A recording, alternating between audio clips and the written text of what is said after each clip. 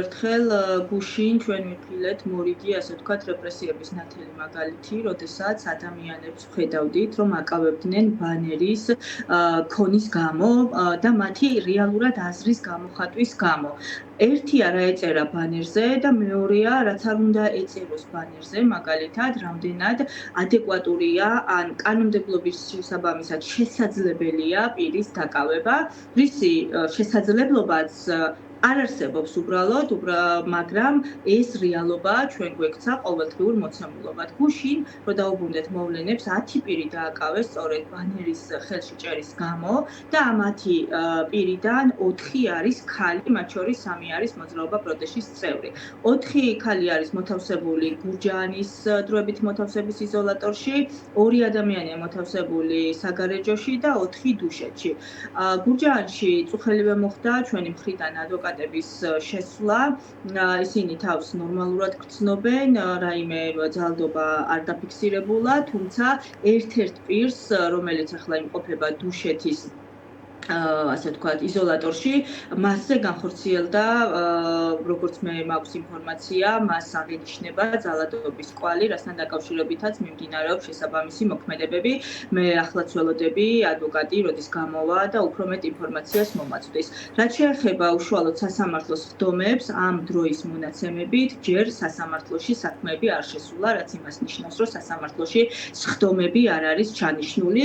იურიდიული თვალსაზრისით მაქსიმუმია 24 საათი, როცა შეუძლიათ დაყოვნება იზოლატორებში და შესაძლებელია გადაუდებელი აუცილებლობის დროს 64 საათის კიდევ ერთხელ 24 საათით ასე ვთქვათ გადაგრძელება და ამ მავნე პრაქტიკის დანერგვაც არის ოცნების ხელწერა, როდესაც გადაუდებელი აუცილებლობის გარეშე უბრალოდ ყველა დაკავებულ აქტივის 48 საათის განმავლობაში ამყოფებენ იზოლატორებში.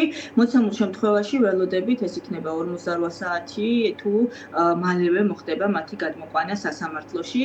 მოცემულ შემთხვევაში ჩვენ გვაქვს ძალიან დიდი რადიკალური, ასე ვთქვათ, თვალშისაცემი განსხვავება, როდესაც ჩვენ ვხედავთ, რომ ერთის მხრივ ქალებს, ახალგაზრდებს იჭერენ რუსთაველზე მდგომ თავისუფლებისთვის მებრძოლ ახალგაზრდებს იჭერენ ბანერისთვის, რომელიც მათ უჭირავთ ხელში. და სამაგიეროდ მაგალითად იარაღს არ ართმევენ ადამიანს, რომელსაც შეუძლია ჩაცხრილოს არასრულწლოვნების შუა ქუჩაში და სამწუხაროდ ერთი არასრულწლოვანი ემსხვერპლა კიდევაც ამას და აქვეყნეთ თქვენი ერთვისარგებლო და მიუსამძიმრო ოჯახს ეს უდიდესი ტრაგედია.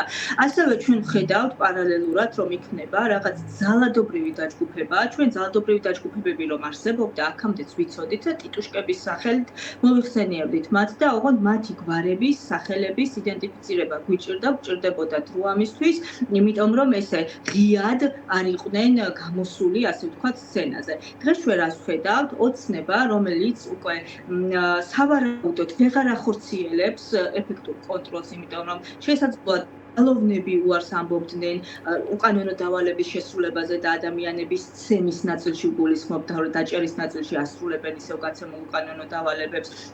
შესაძლოა სანქციების ეშინია თავად ბიძინა ივანიშვილს და ქართულ ოცნებას და აუცილებლად ეშინია, მაგრამ ეს გახდა ფაქტორი, რის გამოც ძალოვნებს ჩამოაცილეს ხალხის ცემის ფუნქცია, ყოველ შემთხვევაში ამის მცდელობა არის და ახლა უკვე სცენაზე დღისით მზისით სახელების დასახელებით ხდება გაცნობა საზოგადოებისთვის, რომ შეიქმნა რაღაცა დაჯგუფება ძალადობრივი, რომელიც ღიად აცხადებს ორგანიზებულ დანაშაულს. ნახეთ, მათი სიტყვებია ეს, რომ ისინი მზად არიან წავიდნენ ციხეში. ანუ ციხეში ვინ მიდის, ვინც არის დანაშაულის ჩამდენი პირი, ხო? შესაბამისად ისინი წინასწარ აცხადებენ მათ ნებას, მათ განზრახვას, რომ ისინი შექმნილი არიან დანაშაულის ორგანიზებისთვის, ჩადენისთვის, ძალადობისთვის და ისინი ამას აღასრულებენ. ეს არის ნამდვილად ერთის მხრივ იმის მაჩვენებელი, რომ ოცნება ვეღარ ახდენს საერთაშორისო ზეწოლისა თუ ქვეყნის შიგნით ზეწოლის პირობებში ძალოვანების გამოყენებას ძალადობისთვის და ქმნის უკვე ღიად ძალადობრივ დაჯგუფებებს, არაფორმალურ დაჯგუფებებს, რომელიც მათვე შეუტრიალდება თუ საკმაოდ ცუდად და თან როგორი სასაცილოა, რომ ადამიანები, რომლებმაც ალბათ არც იციან ვინ იყო ნოდარ გუმბაძე, რა ნაწარმოებები აქვს მას შექმნილი, ზოგადად რა ისტორიის და ღირებულებების მატარებელი აღიარებელია ჩვენი ისტორია, ესენი თურმე აპირებენ, რომ დაიცვან რაღაცა ღირებულებები, რომლის შესახებაც უბრალოდ ინფორმაცია არ აქვთ, არ იციან. ესენი არიან დაქირავებული მოძალადეები, რომლებიც ხელისუფლების წახალისებით, იმიტომ რომ მათ ექნებათ აუცილებლად გარანტია მიღებული, რომ არ დაიჭერენ და ეს გარანტია რო არ არსებობდეს, დღევანდელი ბრიფინგის შემდგომ უნდა მომხდარიყო უკვე მათი დაკავება.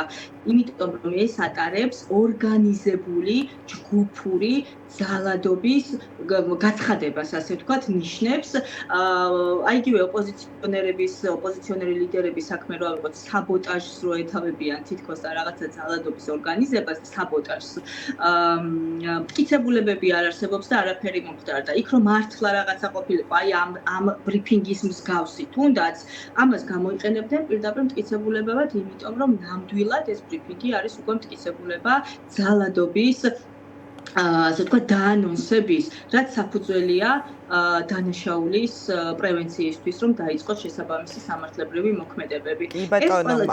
არა თუ მოქმედებები მიესალმა ივანიშვილის გუნდი. მდგომარეობა, როდესაც ქვეყანაში ოცნება აკეთებს ყველაფერს, რომ ოჯახები დანაწილდნენ, წავიდნენ ემიგრაციაში, დედები და შვილები ერთმანეთს მოწყდნენ, როდესაც ქალებს ქუჩაში სცემენ, ურტყამენ, იჭერენ, ანუ ყოველგვარი ქართული ღირებულებების საპირისპირო მოქმედებებს აკეთებენ, აი ასეთი ძალა აანონსებს უკვე ასე ვთქვათ ღიად რაღაცა მოძრაობის შექმნას სინამდვილეში ძალადობრივი დაჯგუფების, რომელთაც უნდა 90-იანებში დაბრუნება, იმიტომ რომ კიდევ ერთხელ ვამბობ, ეს პირდაპირი ნიშანია, რომ მათი ეფექტური კონტროლი ვეღარ ხორციელდება, უჭირთ, იმიტომ რომ ვეღარ უძლებენ იმ ზეწოლას, რომელიც აქვს ქვეყნის შიგნით ამ უწყვეტი პროტესტის და მებრძოლი საზოგადოების მეშვეობით და ქვეყნის გარეთ სანქციების მეშვეობით, რომელიც ხორციელდება ჩვენი მეგობრების და პარტნიორების მხრიდან, რომელიც არიან თავისუფალი მებრძოლი ქართველების გვერდით, რომელიც არიან საქართველოს დემოკრატიის და დემოკრატიული ღირებულებების გადარჩენის მხარეს. კი ბატონო, არა თუ სამართლებრივი რეაგირება ქალბატონ მარიკა, არამედ პირიქით, ესე ვთქვათ, შეაქო ბიძინა ივანიშვილის გუნდმა ეს მებრძოლი, ვინც დააფუძნა ეს ახალი მოძრაობა, რომ კარგიაო, როდესაც ადამიანებს თავად უჩნდებათ სურვილი, რომ ხმა აიმაღლონ კულტურის რწმენის და ადამიანის უფლებების წინააღმდეგ მიმართულ ქმედებებზე, მაგრამ ეს ყველაფერი კანონის დაცვით უნდა მოხდესო. ბრძანა დღეს მაგალითად გორდულაზე. ვინ გვასწავლის ჩვენ კულტურას, ვინ გვასწავლის ოცნება, რომლის პირობებშიც მართლა უდიდესი ეროვნული და კულტურული ძეგლი, როგორც არის გელათი, არის მათ ხელში დაქცეული და განადგურების პირას მისული. ოცნება, რომელსაც არაერთი კულტურული ძეგლი საერთოდ მოსვლიდან ძალიან მალევე ჩვენ გვახსოვს, ხომ? აფეთქება მოაწყო და გაანადგურა ერთ-ერთი მნიშვნელოვანი კულტურული ძეგლი.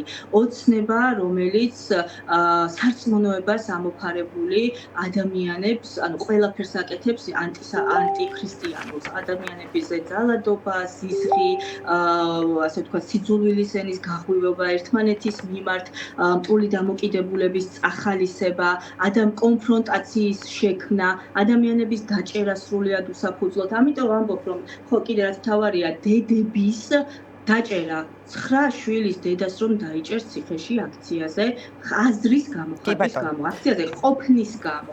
როდესაც 3 შვილის დედა შეიძლება სისხლის სამართლის საქმით გამოკეტო ციხეში, იმიტომ მოკლედ ეს არის ყველაფერი ანტიქართული, რასაც აკეთებს რეალურად ოცნება და ჩვენ ვხედავთ უკვე მის ბოლო დღეებში. დიდი მადლობა. როგორც ნიკა გვარამიამ თავისი პოსტში აღნიშნა, ეს ყველაფერი უბრალოდ მათ მოუტანთ უარესს და უარესი შედეგი იქნება მათთვის, ამიტომ უნდა დაფიქრდნენ, თუნდაც ის ახალგაზრდა ბიჭი, რომელიც გამოიყენეს ახლა და ბრიფინგზე დასვეს, ხო? ეს ადამიანი არის უკვე პასუხისმგებელი, მისი განცხადებები ატარებს დანაშაულებრივ ნიშნებს და ერთწინადებით ვიტყვი, ყველა რაიმე გადაცდომაც კი რო იქნება ელემენტარული, ყველაფერზე პასუხისმგებელი იქნება ეს ბიჭი. ძალიან დიდი მადლობა მარიკა არევაძე საუბრობდა დღის ამბების პირდაპირ ეთერში. ჩვენ ახლა გვაქვს